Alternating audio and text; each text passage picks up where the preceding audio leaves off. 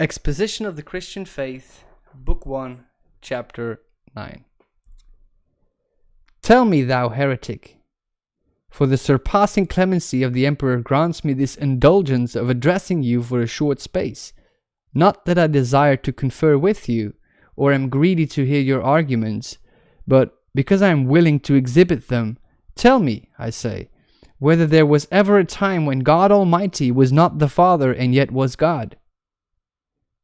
I say nothing about time, is your answer.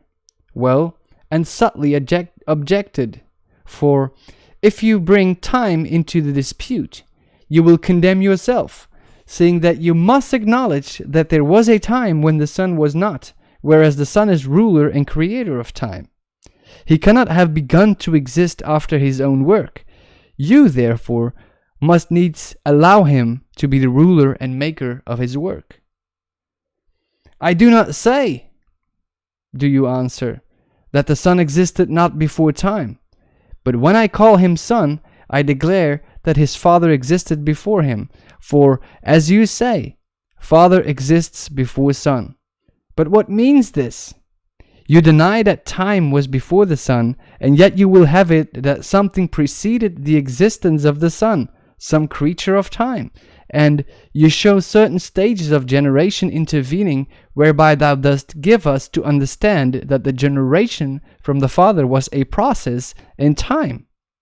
For if he began to be a father, then, in the first instance, he was God, and afterwards he became a father. How then is God unchangeable?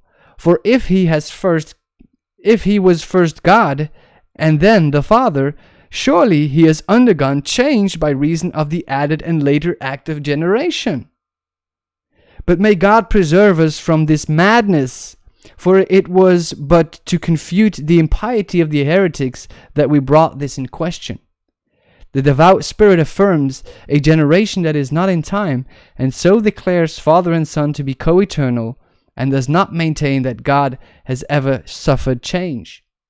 Let Father and Son therefore be associated in worship, even as they are associated in Godhead. Let not blasphemy put asunder those whom the close bond of generation has joined together.